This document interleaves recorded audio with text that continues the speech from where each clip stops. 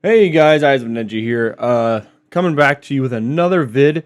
We got our favorite deck of this year. We're gonna be playing this for the foreseeable future. This is gonna be one hell of a ride. We are playing Odion Raw, and yes, we are calling it Raw because we are playing one like a small Raw package in here. But we'll get into that later. Thanks for coming by, guys. Appreciate all the support and like, comment, subscribe before we start. Thanks. Okay, so without further ado, let's just hop right into it with the main deck. So yes, we are playing one Raw. I'm going to leave the Raw up here for the time being, just so you guys can reference it, because we'll get back into it a little later. And we have been able to pick this up. Shout out to James. We were able to pick up all the cards you needed because James cracked the case. So we are playing one embodiment of the Apophis. We were able to secure the CR, which the CR turned out really clean. Very happy with the CR. So one embodiment of the Apophis. This is your vanilla you need to play. And then we are playing 3 of the new guy. Here, we're going to move Raw just a little out of the picture there. We are playing 3 of the new guy, Apophis the Serpent. This is really insane. Like, this card's honestly one of the best cards of the deck because it lets you special it, right? With the same stats as your embodiment, but the addition is you get to set any Apophis trap and it can be activated this turn, right? So like if this resolves, which most time it's going to unless they have a DD King or like a impulse or something, you're setting one of these. Right, and this one is even more insane, right? So you activate this, and you can set this, which I am also playing 3 of because I think that's just correct. You want to be maxing out on Swamp Deity. Swamp Deity is insane. What Swamp Deity says is, as it's resolving during the main phase, you can special summon this card as a normal monster. This card is also still a trap. Then you can negate the effects of face-up cards your opponent controls up to the number of other continuous traps you control until the end of the turn. So essentially, after all of that, right, what this is saying is it doesn't matter the chain link that you activate this in, right? So let's like, for example, I go chain link 1 embodiment Apophis to summon, or I'm sorry, so let's say you go Harpy's Featherstorm, right? I go chain link 2 embodiment Apophis, chain link 3 Swamp Deity. Now naturally, this hasn't been summoned yet, but because I control a face-up continuous trap, it's still going. I still get the option here to negate the harpies. Now, let's say I do it the other way, right? Let's say I go chain link 1 Swamp Deity, chain link 2 Apophis. Well, I summon this. This is also treated as a continuous trap, and then I summon this, and then it resolves still because it checks it. So like the chain links don't matter. And the other insane part about this as well is that it's not once per turn and not once per chain. So just like a really insane card for the deck. That I think you should be maxing out on, especially because it's like kind of your main way to interrupt and protect your board. So getting into the main engine, we are playing 3 Treasures of the New Kings, Treasure of the Kings, the new card. Really insane card. Can't be ogred on the initial activation. You know, can't be ashed. Really insane. So like going first, I can't think of a card right now that stops this from guaranteeing that you have Apophis the Serpent. So essentially, when you're seeing Treasure of the Kings, worst case, you're getting both of these, right? Which is just really insane to me that they printed something like that, which is really good for us, right? And then if you control another set card, 2 set cards, you can add then any monster that mentions Temple of the Kings, as well as being treated as Temple of the Kings is really good. Speaking of any monster that mentions Temple of the Kings, we are going with the man, the myth, the legend, Man of the Mark. Man with the Mark is really good. Most of the time I don't end up leaving him on field and testing. I've been making him go like using him as fusion material for the new fusion. But his effect to search for, I believe it's a spell trap or Temple of the Kings, like a spell trap that mentions it, is really good because he can get you the new counter trap. He can get you like the fusion spell. He can get you the field spell if you don't already have it. he can get you, Temple of Kings itself. So really, really good card. Great normal summon. It's the only normal summon of the deck. Speaking of great cards, we are playing the 3 of the Merciless Scorpion of Serket. Now, this I have been thinking about, and I didn't realize that this came as a CR. So the CR version is really, really nice as well. Something I didn't realize that you needed to control Temple of the Kings in order to have the inherent summon for him. That being said, it's still good, but I might cut this to 2 because you do need Temple of the Kings for him to be useful. And yeah, that's just essentially it. Like, he is an engine piece, but he's not necessarily a 1-card starter. So honestly, I think 2 might be correct in this scenario. So I'll probably end up cutting him to 2. Still a great card though. He is necessary for that other fusion that you have. I forget the name of it, but the one that you need for removal. And then we are playing the GOAT. We are playing Anubis, the Last Judge. This guy's also pretty good. He kind of is what gets you to your full combo. He can shuffle back your traps if you have no way to set it, but you want to like start searching again. So that's nice. He's also just a big 3K body on board. Like, sometimes can be hard to out. He's your searcher. The other effect doesn't really come up, but it's like if a spell trap you control is destroyed, you can target card, opponent controls, pop it. I believe it's a card. Let me double check here. Yeah, it's any card. So it's like it kind of punishes your opponent for outing your back row, essentially. But not that that ever happens. However, I think Anubis is just really good. Also in our searcher. And then we have our OG Temple of the Kings. We got our this is called Gold Rare, I think. Right? Pretty sure. So you got Temple of the Kings. And then stuff that synergizes with Raw. Here's the connection, guys. So what happens here is this searches this summons this wipes board, right? So it's a 3-card main deck tech that you guys don't have to play, but I'm going to play because I'm a huge Raw fan, and nothing's going to tell me different that I'm not going to play Raw. And so how you do this, essentially, is you can either get to Man of the Mask, or I believe it is... yeah, so either of these... sorry, not Man of the Mask, the Man with the Mark. The Man with the Mark or Serket can search this, right? So at any point in your combo, if you have just a lot of like traps already that you can start summoning, then you can search your Defense of the Temple, which Defense of the Temple can get you into, depending on if you have Serket or not, can get you into one of your fusions. And then you just search this, right? Because if you have Serket, chances are that's already banished. So like you just tribute that to search this out, and then like the fusion might be gone on summon because you're using the effect, so it depends on if they negate it or not. But regardless, you're gonna be able to search this and tribute any monster and board wipe, right? So I just think this combo is too strong to not have, especially in a deck that lacks kind of like board wiping ability. It's very kind of negation and crash over and grindy. So I just think this really helps with certain plays, especially if you need to like get rid of monsters without destroying them, or if they're protected by destruction. And it so that's the end of the engine. To increase consistency here, we are playing 3 Extrav. Pot of Extrav I felt was good because you kind of need the draws. Sometimes you find yourself in bricky situations, and I feel like you don't want to run too much non-engine to the point where you're not seeing enough engine, right? But this also just helps like see non-engine if you already have some. And then we're playing 2 Thrust, mainly because we are playing like a terraforming to search for the field spell, because the field spell is engine. So I think Thrust is just really good. And on top of that, I think Talents is still very good. Like this combination I think is good because I don't want to be playing just one Talents.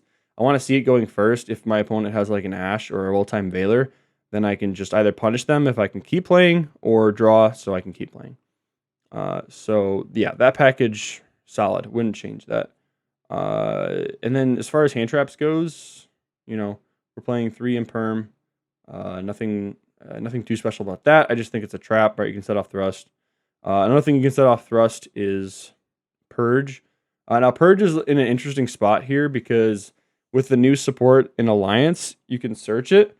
And I will be playing that new support most likely over maybe like the Thrust or something like that. I'll have to dive deeper into that. But the Purge is going to be really insane in combination with the new King's trap.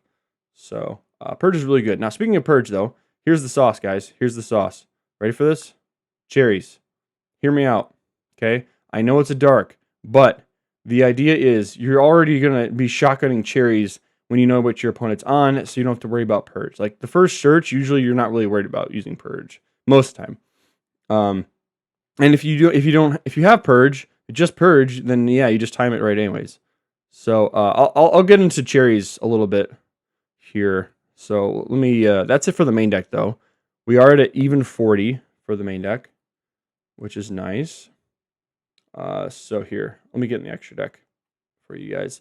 So the reason why we're playing cherries is because yes, we are playing Spirit, Detonator, White Binder. Devious, I know, right? But this is just honestly too good. I'm surprised that more people have not been on this lately. Because if you think about it, these 3 decks sort of die if they don't have these 3 cards, right? Like Tyrant Dragon, sure, but if you can rip all of your Spirit Dragon against Blue Eyes, if you can rip all, like the 1 White Binder and rip the Detonator, you're playing. Like you're real cooking here. Because you don't have to play in a Detonator going second, so you don't have to worry about all your shit being popped. Your White Binder, you don't have to worry about them comboing off and like banishing stuff from grave and drawing. You can, save interruption. And then Spirit Dragon, obviously, you don't have to worry about your like on-field negate and then into like graveyard negate, right? Graveyard negate and then on-field. So just really, really insane, I think, this package. Totally worth playing if you can spare the 3 room, the 3 extra spots. And then we're done with Ghost Cherries. You guys get the point. Okay, yeah. And then 2 Link Spider. I am not playing the 3rd because I feel like it doesn't come up enough. It's fine going into SP, because like you can just link off the trap. If I find myself needing a 3rd, I'll just substitute a 3rd in there, but I haven't found myself really necessarily needing it. The 1 Silhouette. I was gonna play 2, but then I found like because I'm not playing the the Azarun trap. Yes, this does get you into kind of like more engine, but you sort of need engine to get there, right? So I don't know. Silhouette's fine. Very in between about it. And then the IP into SP or this. These 3 just really good. Yeah, like half the time I'll end on a board if I don't have like an extra monster. Like if I'm going wombo combo and not afraid of nib for whatever reason, I'll end up like IP, and then I can link the fusion off if they're threatening it into SP. But if they don't threaten it, I'll just link one of their monsters off with that. So I think that's a really good package. And then for our new fusions, right? So we're playing 2 of these guys, 3 of these guys mainly because of the Extrav. Now this guy is insane, right? In case you guys don't know what he does, nothing on summon, but he requires 2 monsters that mention Temple of the Kings. So really any of your engine, for the most part. And then it must be either fusioned or specialed by attributing the 2 Apophis monsters. So you can fusion summon him using the 2 monsters that mention the Temple of the Kings, or the 3, one of the 3. And then, or just tribute 2 of the Apophis trap monsters, right? So really easy to bring out. There's a running joke. He's essentially the fusion link of the deck. And once per turn, you can target up to 3 Apophis traps with different names in your grave, set them. So he's cracked, right? Like in the grind game, you just set all your interruption again for follow-up. Like just really insane card.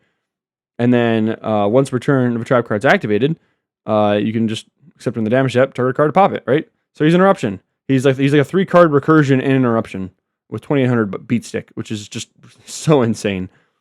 And then this guy's actually decent, right? So you bring him out with the fusion spell, mainly, which is kind of like, if you're not playing the fusion spell, I don't think you should play him because I'm pretty sure you can't get him out. Yeah, so like you have the fusion spell, and then whenever he's special summoned or at the start of damage step, when he battles a monster, you just target banish and face up on their field or graveyard, which is amazing. And then he also gains attack equal to half the banished monster's original attack, which is wild, right? So like what came up the other day in testing yesterday was I gave my opponent a nib token, summoned this, banished the nib token, gained attack, like massive attack, and then just attack twice per game. Like I didn't even need the nib to go for game with that. It was a really, really insane card going second. And then the one Typhon.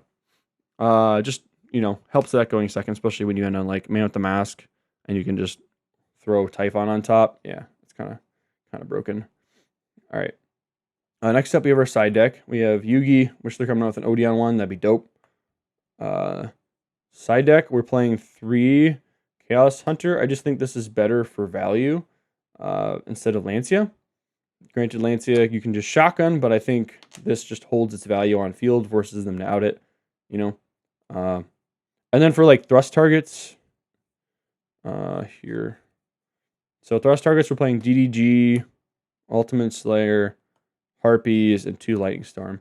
Now, the reason for these ratios I've decided on was because I think back row removal is just insanely strong right now. So this was kind of a no-brainer, right? Like you can just get rid of problem cards like Cross and like bait out Judgments even, so you don't have to play through Judgments that way. And then the one Ultimate Slayer, I know it's it's not a once per turn, so I don't know. I might throw this back in as 3 and just take 1 Lightning Storm out, depending on how I'm feeling, how it's performing. But since I'm playing 2 Thrust, I feel like I'm already playing 3 copies of this.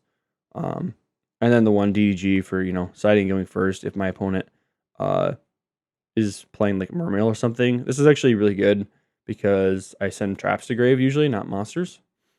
At least on my opponent's turn. And then 3 Fua to help us draw into, stuff we need. Not necessarily board breakers or engine, but like a combination of both. I think Fua is just good in that sense. Maybe not worth maining, because retrospect, maybe worth maining. But I think Ghost Reaper is just better. And it's possible that instead of Imperm, Fulos might be taking that spot just because it's more value per card. Even though Imperm's nice to set and a nice interruption, I already have like searchable Imperms essentially, or even better.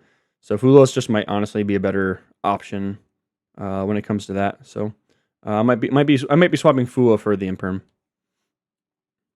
And then we are playing Soul Drain. This is also Sauce, guys, along with the Verdict. So we're not playing. So the Verdict we are siding because it's only specifically a spell and trap, right? So I think it's only really good if your opponent tries to like board wipe with Harpies or Lightning Storm, so that way you don't have to burn your swamp effects. So you can just like Verdict, and yeah, you won't burn them for any damage, but it kind of saves you interaction. So you're kind of just trading, but it's searchable, so that's the nice part. So I think this is definitely like a game 3. Game 2-ish side. And then this is just, I don't have to talk about this really too much. This is just insane, right? So like you don't activate any monster effects. The Anubis is a inherent from Grave, so it doesn't activate. And you don't activate anything from Banish or Graveyard anyways. So like your traps can activate, but not your monsters. So none of your monsters activate. So I think it's just really good. Especially against decks like Mouse. Yeah, that's it, guys. If you guys want to see deck profile combo videos, let me know, and I'll try to get those out to you within the next day or so. But yeah, comment down if you guys want to see combo videos and see what board I'm ending on. I'll probably be doing some soon, but yeah, let me know. And raw best deck, guys. I'll catch you Odion lovers out here. Peace.